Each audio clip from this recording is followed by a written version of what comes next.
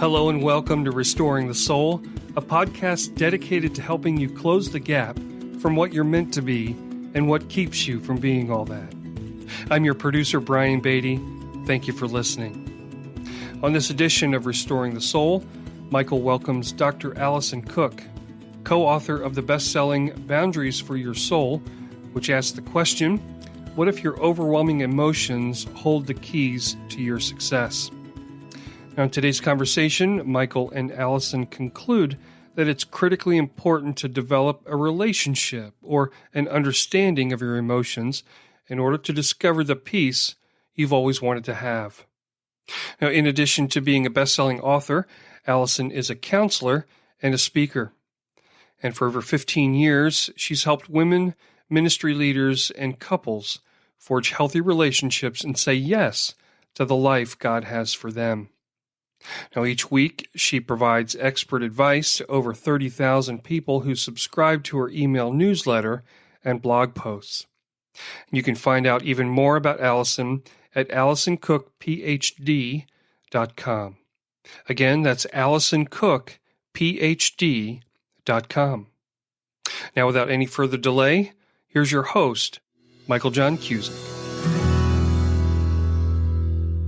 I want to welcome to the podcast Dr. Alison Cook. Hi there. Hi, Michael. I'm so happy to be here. We've actually had a conversation before today, but I'm so happy to have you on the podcast. So I want to just jump right in to talk about your book, Boundaries for Your Soul. I thought it was called Boundaries for the Soul, which I've been telling people for almost 3 years. And in reviewing some of the material, I saw that distinction, which is actually pretty important. Not just the soul, but this book speaks to a particular soul. Yeah, that's right. It is. It's your own God-made soul, right? This imago Dei that we all bear inside of us that we're trying to navigate as we navigate this external world, this life that we're living. You are a psychologist and also trained theologically. What led to the writing of this book, where you brought together ideas of the soul, the deepest part of who we are in our whole person, but also with the idea of boundaries and these different parts of who we are? Yeah, so I had studied both religion and psychology, sort of on this quest to figure out, okay, if I know who God is, but I felt very alienated from my own soul. And so I was trying to figure out both. And it was toward the end of my doctoral work that I met my co-author, Kim, and she introduced me to this model of therapy. She started talking about it called internal family systems, IFS for short. And if anybody's seen the Pixar movie Inside Out, it's a great depiction of this idea. But it's this idea that we have sort of a family of parts that live inside every human soul. We're multifaceted. We're multidimensional. Anytime, if you think about, man, one part of me, wants to do this, one part of me wants to stay home, we have these inner conflicts all the time. And this model just for me really brought together what I had been looking for, which is how to understand myself in partnership with the God who made me. Now, the approach itself is deeply spiritual. It's not specifically Christian. And so what Kim and I decided to do, because we thought it was just so, it just melded so well with a Christian theology, was to integrate the therapy model with a Christian faith and theology, which is how Boundaries for Your Soul was born. And it's just this way of understanding your emotions, understanding various aspects of your personality, and understanding how to navigate yourself. And so with boundaries, in the sense of just the best example, when you're angry or when you're sad or when you're overwhelmed, these are all just normal human emotions, but we do have to learn how to not let our anger overtake us in any one moment. We have to learn how to set a gentle boundary with it so that we can operate well in the world around us. And I love one of the main ways that you two wrote the book is that it's seamlessly woven together, where it's not like there's a chapter or a paragraph on psychology and IFS and then there's a chapter on theology, but that it's really quite integrated. And that in many ways, I think the book is really a book about discipleship, about how to follow Christ with all of these unruly or seemingly unruly thoughts, feelings, experiences of turmoil inside of us. And too often, those are two different ends of the continuum, but you really brought that together.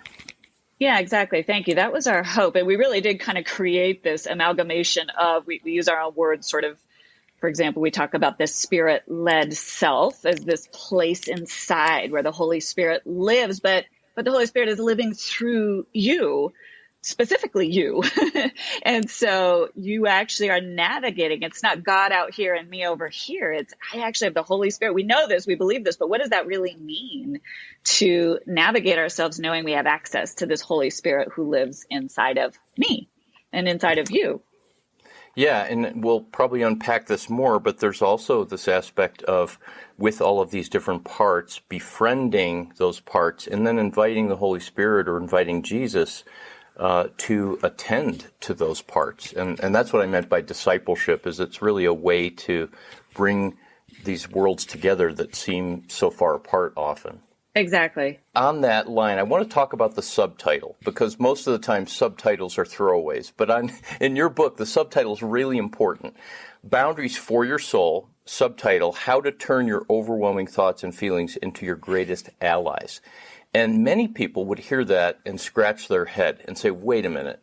Overwhelming thoughts, overwhelming feelings, they can be my allies. We can be on the same team. Don't I have to kill them or get rid of them? So talk a little bit about that, and then that takes us into this idea of parts. Yeah, absolutely. So a lot of us, especially if you were raised in a evangelical or a Christian community, I know for me, there was many great things that I got out of that. And also one of the things that I learned was that emotions are bad, and that we need to sort of sideline our emotions. And over time, I just came to realize, both as a psychologist, but just also then theologically, that it's just not a healthy way to approach emotions. For example, we know that Jesus had a full range of emotions. This was not a passionless man that we see in the Gospels. This is a man who got angry, who grieved, who felt deeply. And so, of course, we do. It made in God's image feel deeply. What I loved about this approach is it gives us, one of the things I'll say is what happens with emotions is when we don't tend to our emotions, when we try to push them aside, that's when they tend to get bigger and bigger and bigger until they explode. So that's when problems occur, is when we haven't been tending them all along the way. And that was my story, is I just sort of sidelined all of my emotions, just, put them aside. And then until one day, they sort of overtook me in a form of a panic attack. And I talk about that in the book. And I had to learn how to have a healthy relationship with these emotions so that I could stay in harmony internally. So yeah, and the thing about emotions is they're really great cues. They help us when we're in a healthy relationship with them. Emotions help us detect injustices. They help us detect sorrows that we need to grieve. They help us stay in alignment as whole people. So it really was life-changing for me to learn to have a healthy relationship with my emotions versus seeing emotions as my enemy.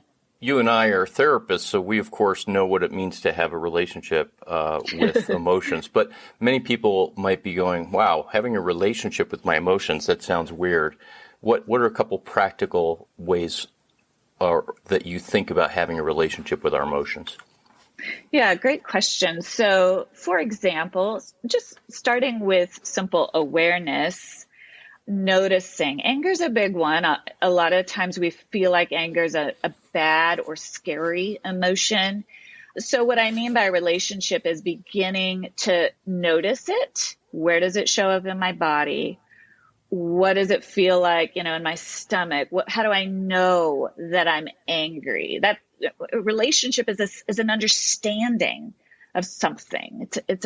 I recognize that feeling as anger. And then we talk a lot in the book about getting curious. I don't need to try to do anything with it other than get curious about it, understand it. And so in that way, the metaphor of kind of as I would another human in front of me. So if someone's angry in front of me, I want to try to understand it. Those emotions show up and we want to try to understand them. We want to try to learn what it's about. with curiosity, with compassion, because they're usually there for a reason.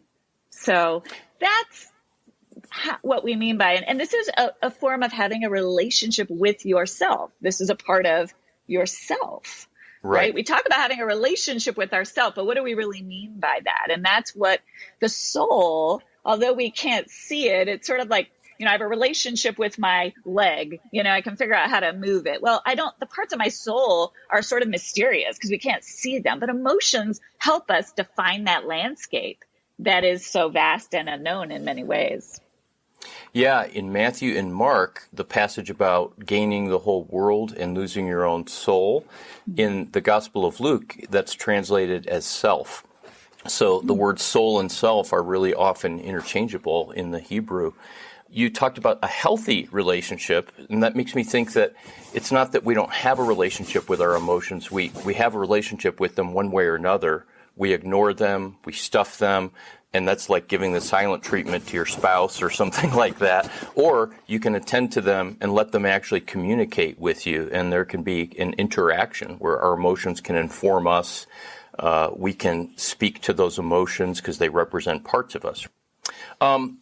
In the book, talking about conflict within and this turmoil, there's this quote, and I was glad that it was pulled out as a sidebar, and it says that internal conflict is growth trying to happen. I absolutely love that. That's like one of those, I want to make a poster or a t-shirt or something of it. But talk about that, how that internal conflict is actually trying to give birth to something or growth trying to happen. Yeah, and we hate it, right? We hate that internal conflict. And yet it is typically two parts of ourselves that are sort of duking it out for it. And Paul gives us the best, one, he talks a lot about this in terms of one part of me wants to go this way. One part of me wants to go that way. One of the ways I illustrate it from my own life in using it, is your audience familiar with the Enneagram, or will that sort of pull us outside of? Okay. I have a very strong Enneagram 3-part that is often in tension with my Enneagram 2-part. They're both very, very, very close to home. And I often have a lot of conflict between the two because they often have different agendas. The 3-part of me wants to just put, tunnel vision. Let's go. Let's get this done. Efficiency. The 2-part of me is like, but wait a minute. We need to help this person over here. And these two, whether it's, I need to be there for my kids but we need to work, and so these 2 parts of me get in this tension, and it feels very chaotic inside. And so as I've learned over time to quiet my soul, right, which is part of what we learned from David in the Psalms, learning to quiet our souls and pay attention, both have a valid point of view. There's a great point of view to staying focused, getting the job at hand done. Let's keep working. There's a really valid point of view to, but these folks over here need my attention. Both are really valid. And so it's taking that deep breath, and again, it is like parenting, right? They show up. These are sort of like parenting our internal family. Okay, let's hear out both sides. Let's weigh, and let's make a valid choice here. Is the work more important, or are the needs of my family around me more important at this moment? What really is? And so then that forces me to go into a higher order part of my functioning, my executive functioning, or my self, my spirit-led self, to go, even taking a deep breath and then inviting God in. Okay, Lord, what is the need right now? Right? Because it could be that I actually need to set boundaries with my kids, and they need to, they're actually, or I could need to be setting boundaries with my work. And so this is what we mean by, you use the word discipleship, which I love, is we also talk about this idea of self-leadership, actually taking the time to make a wise decision in that moment instead of sort of just feeling chaotic, kind of trying to do it all and then blowing up later because we didn't slow ourselves down enough to notice what this internal conflict was all about. That was sort of a day-to-day example, but that's what we mean when we talk about these internal conflicts. The more you kind of get to know yourself in the way, the easier it becomes. Mm-hmm. Yeah, so self-knowledge, which in certain Christian circles is seen as something negative, that we just need to focus on God, that self-knowledge really is an important part of growing on the inside. Absolutely, absolutely. And it's self-knowledge with God knowledge, right? And we talk a lot about that in the book, inviting, that for me, that deep breath of, I notice the inner conflict, deep breath of inviting Jesus into that. So in partnership, we talk a lot about working in partnership with God's Spirit, with the Holy Spirit. We have a part to play in that, which is learning these different aspects of ourselves. And then we invite Jesus into it. And there's just a really powerful ability there in that intersection of bringing ourselves into connection with the Holy Spirit, that it gives us this freedom to see more clearly, more creatively, more in line with how God made us. And it's not really difficult. It's not simplistic, but it seems simple in the sense that so much of my story has felt like I need to do this heroic action for God, or this heroic flexing of my muscle to somehow then get God to turn a key that will bring about this internal peaceful life or unaddicted life that I want. But the simplicity is I just have to show up.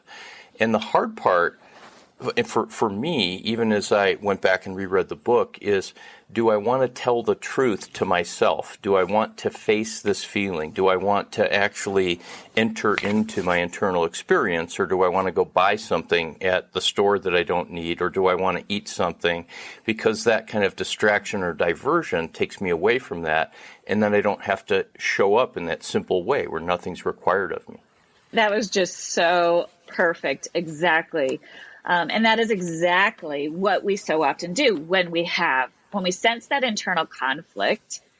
We have all of these mechanisms for numbing, for just shutting ourselves down. And they're just so easy. And, it works for a while. I often describe it to, we live in a culture where it's like, go, go, go, go, go, shut it down. Numb, numb, numb, numb, numb. We live between those two spaces as opposed to really this more wholehearted way of being engaged with these aspects of ourselves.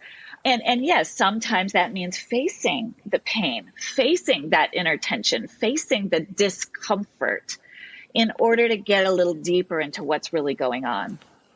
Yeah, I love how you said that, because you use the word wholehearted, and I don't want to pass over that. I think most people would hear that and go, yes, I want to be wholehearted. I want to love God with all of my heart and my neighbor as myself. And we often think that that's more energy, more intentionality, more effort.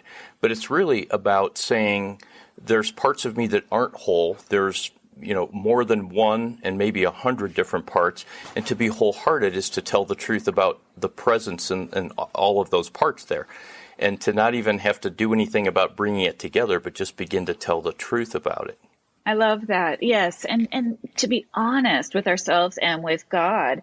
So for example, this, the one where I share about the two, I call it the 3-part of me and the 2-part of me, that sort of the more achievement goal oriented part of me and the more helpful, compassionate part of me. It took me years. That felt the wholeheartedness didn't come in fixing that. Right. And I think that's to your point. The wholeheartedness doesn't come with this magic zap of I am now cured. The wholeheartedness came in the acknowledgement of, oh my gosh, these two parts of me don't really get along. Okay, I can now work with that. And if you think about raising children, again, it's the best metaphor. The goal isn't peace and harmony all day long. That's an unrealistic goal.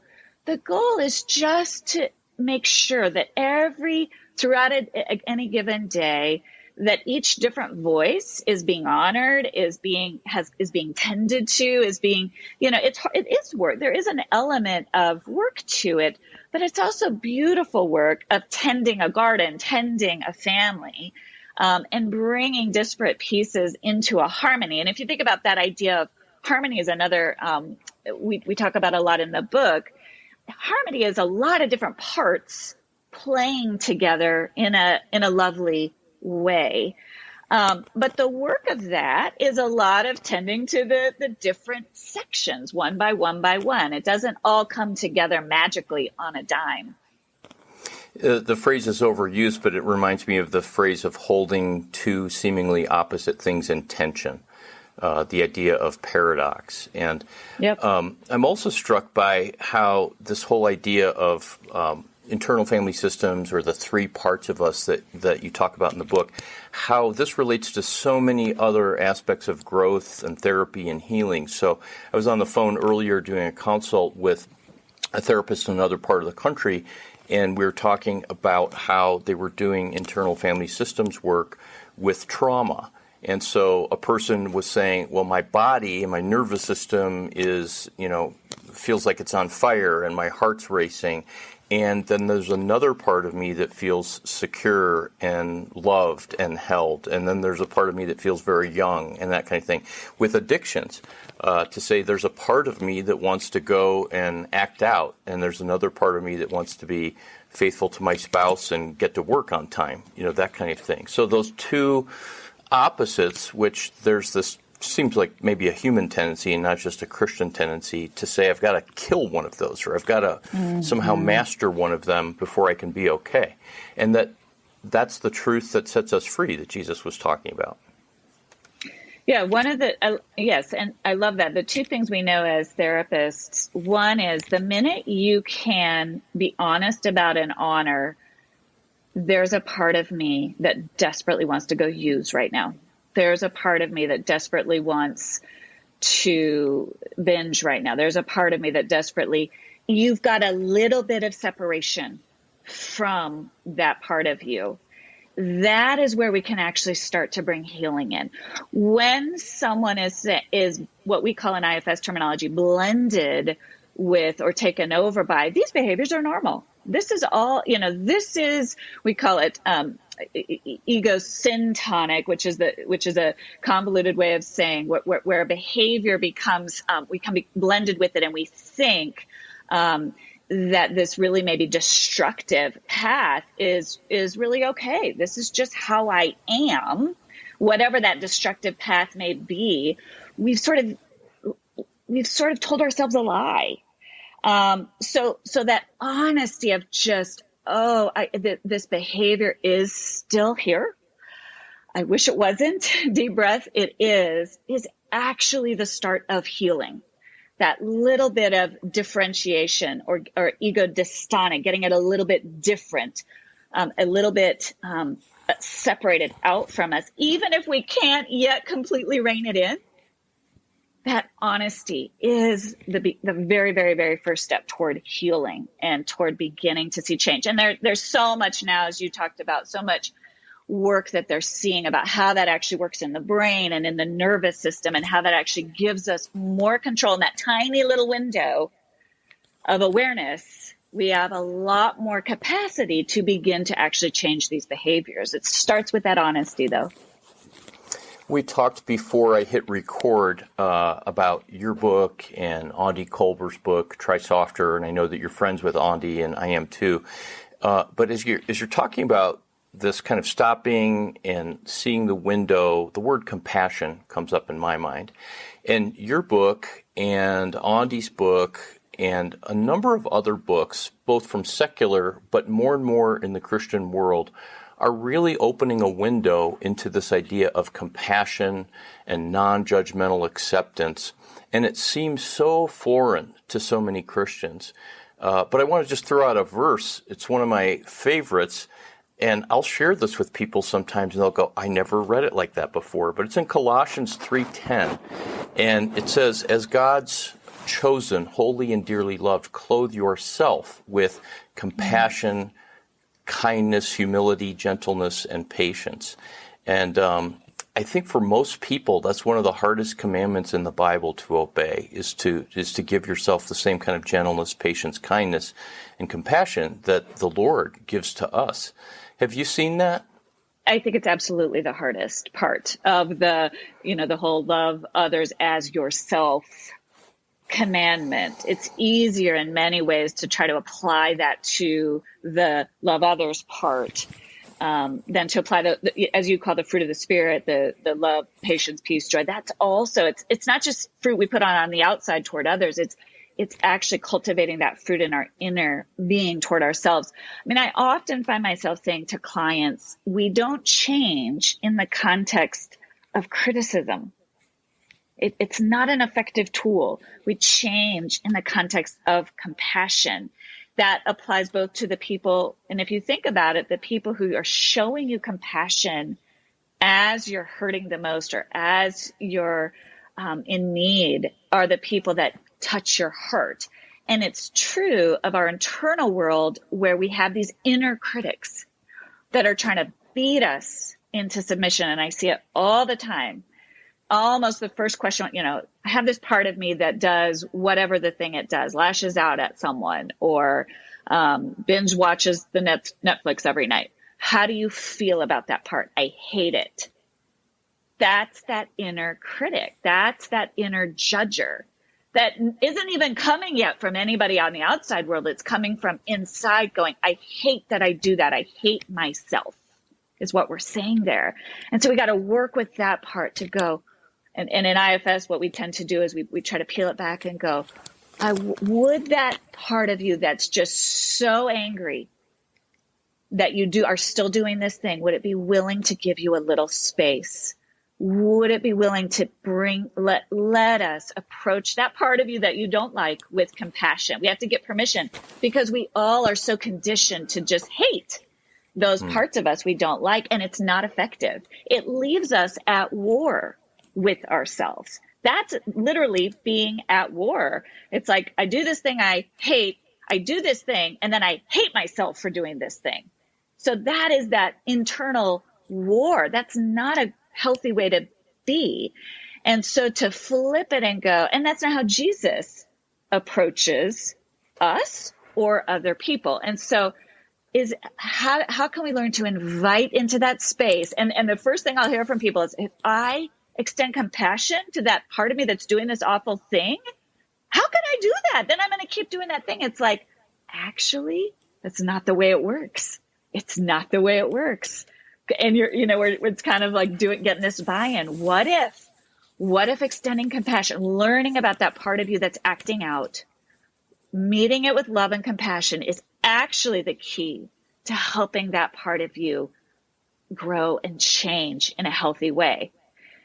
And it's really a paradigm shift for most people. Yeah, I just, everything you just said is so good. Because it's so counterintuitive. Oh, no. It really does go against so much of the unhealthy teaching that we hear in Christianity. So, Alison, let's talk about the 3 parts of you as it's talked about in the book. And these words are taken right from IFS, right? Yeah, so these are from the actual model that Richard Schwartz, Dr. Richard Schwartz founded.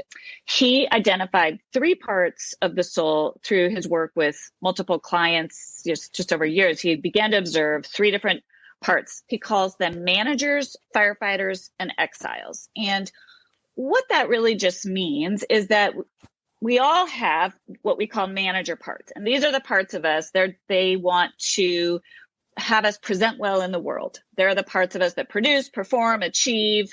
They get us up in the morning out of bed and they want us to look good to other people. And they're not bad, but they are only 1/3 of who we are. And then the second category of parts he called firefighters. And these are the parts of us that want to shut down pain.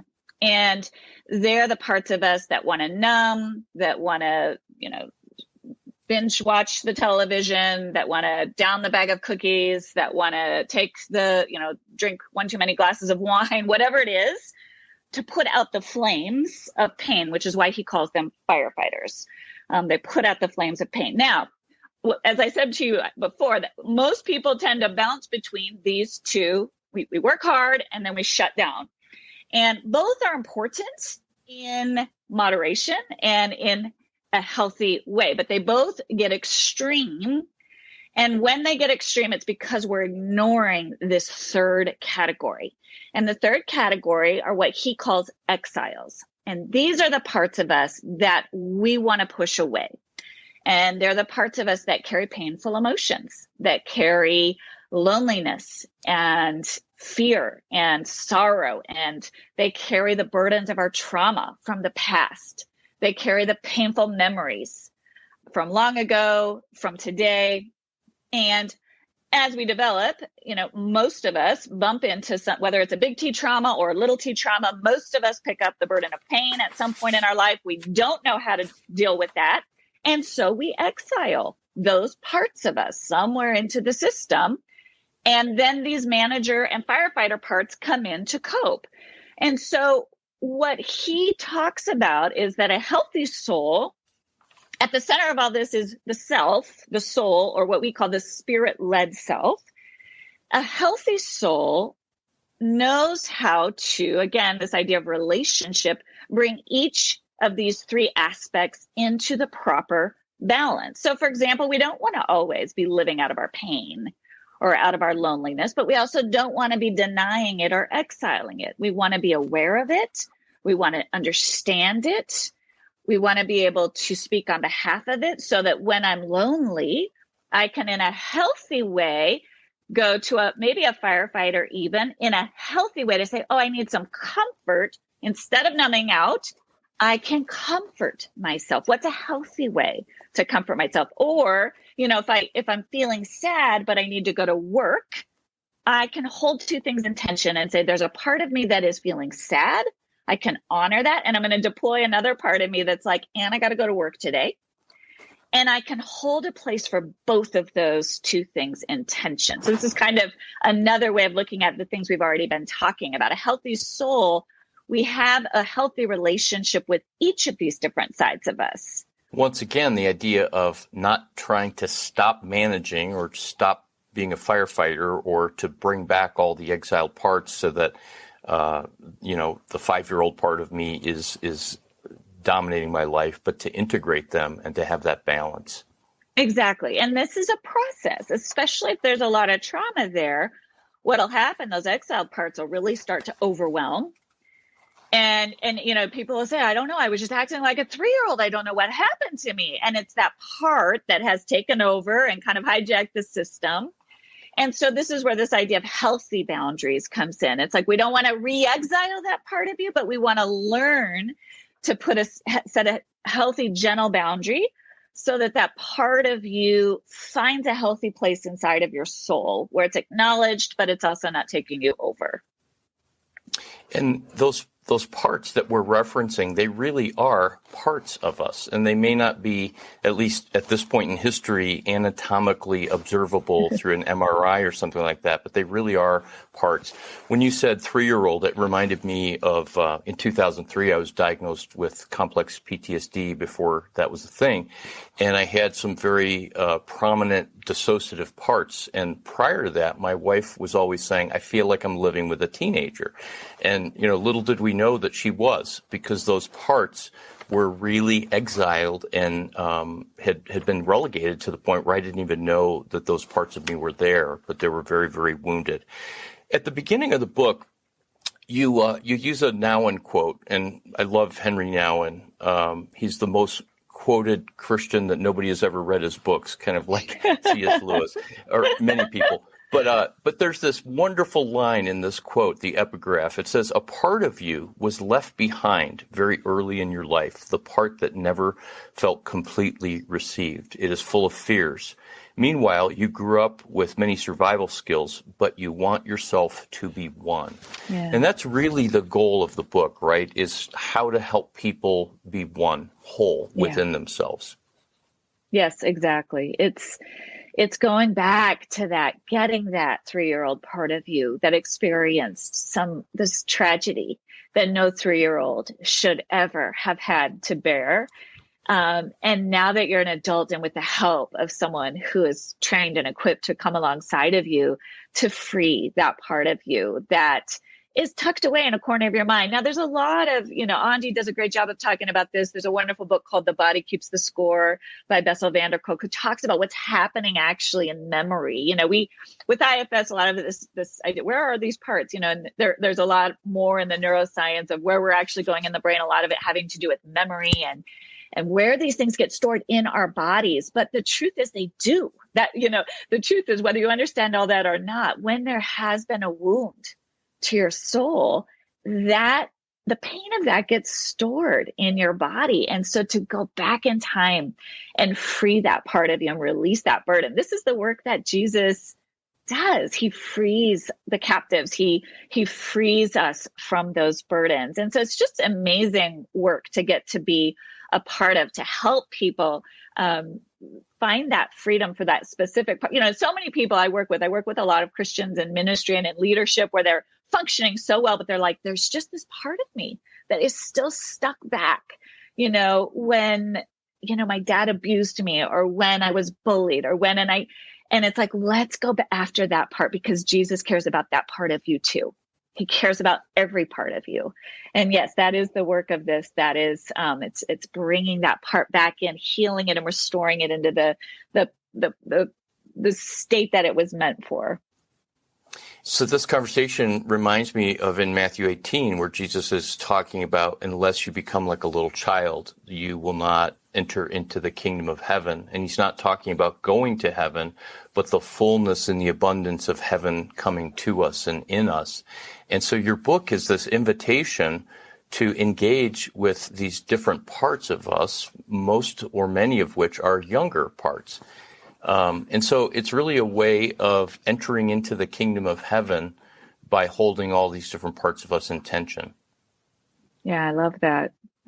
And these are the parts of us that bring us a lot of these parts that have been exiled, and the ones that have been traumatized, and the ones that carry the heavy burdens. Once freed, they are the parts of us that bring that childlike sense of wonder, that bring those the joy, that bring those beautiful qualities that Jesus was talking about when he talked about letting the children, the faith, the childlike innocence, that love of Christ. So it's great work.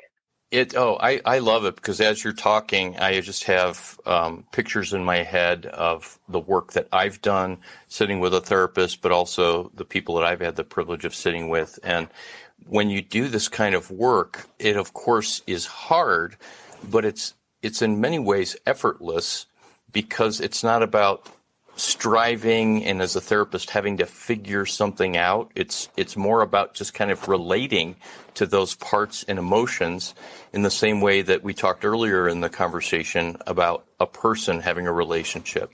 So it's really, really transformational. In the book you wrote, every part of you has the potential for tremendous good. And so I just want to kind of peel back one more layer on this. Somebody might be thinking, that sounds nice, but how could my anger have the potential for tremendous good? Or how could my depression, or again, that craving to act out with an addiction? Yeah, I work some in addiction recovery centers, and that is the first question they'll say. You're telling me this part of me that wants to reach for the drugs has potential for good. And so, and this is one of the hardest things for Christians to get their mind around, but the idea is that the part itself, as part of the original soul that God created, if we look at, the whole idea of restoration, that the part is valuable, and that the part has capacity for good, and that it's taken on strategies that are unhelpful, and usually for survival, usually for some sort of to cope in some way. And so we want to change the strategy, but the part itself, we want to restore to its proper state. And the best example for that, I talk about this in the book, is a client I had, and actually Dick Schwartz talks about this as well, with people who self-harm. It's like, how could that be a good part of me? And I talk about a client who I worked with who, that part of her that was self-harming, that was cutting her, was trying to help. And she understood that. It was actually trying to numb. She had so much emotional pain that by converting that into physical pain, she was actually helping herself survive in that moment. And so the minute she began to honor that part of her as trying to help,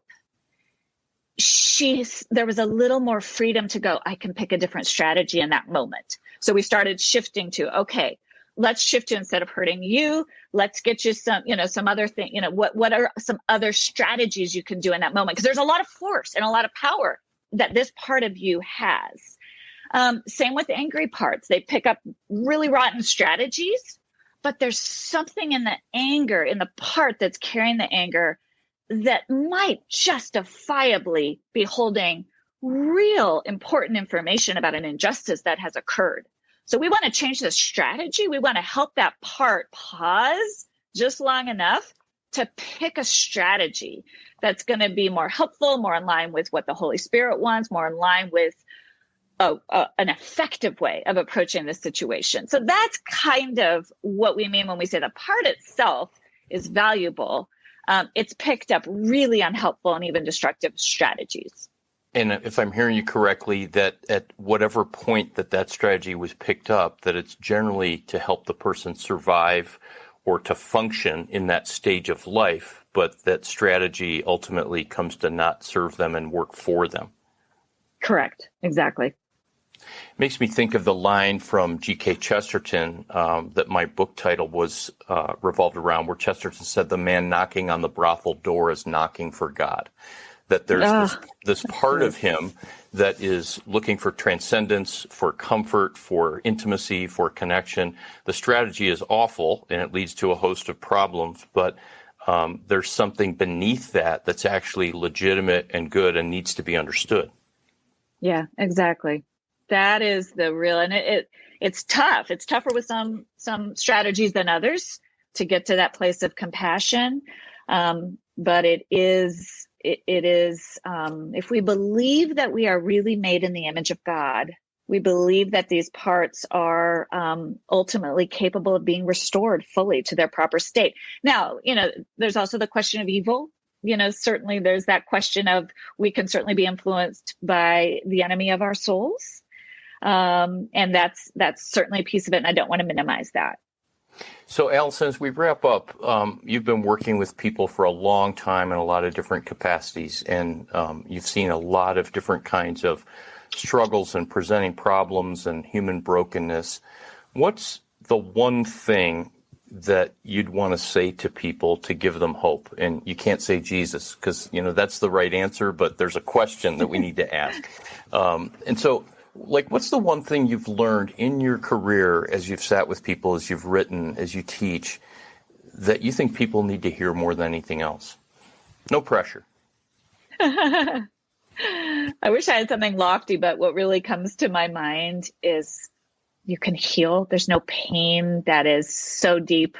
There's no brokenness that is so great, that you can heal. And that is the work of, I always say it's Jesus coming in, the Holy Spirit coming in is really just the beginning of the work. We tend to focus on it as the end. And I get that theologically, but psychologically, it's the beginning, because you can heal with the help of God's Spirit. And it's not necessarily an easy journey, but it is a beautiful journey. And I would want every person to get the benefit of going on that journey, to becoming more and experiencing more of that deep down in your marrow, hope and joy of that healing journey. Thank you for that. You can heal. It's not an easy journey, but it's a beautiful journey. And that is evident in your book and in the work that you do. So I'm really, really grateful for you taking the time today, and for more people who haven't already heard of Boundaries for Your Soul to be able to pick it up and let it influence their lives. So blessings to you. Thank you so much, Michael. Thank you for having me. So thank you for listening to another episode of Restoring the Soul. We want you to know that Restoring the Soul is so much more than a podcast. What we're all about is helping couples and individuals get unstuck. You know how some people go to counseling or marriage therapy for months or even years and never really get anywhere? Our intensive programs help clients get unstuck in as little as 2 weeks. To learn more, visit restoringthesoul.com. That's restoringthesoul.com.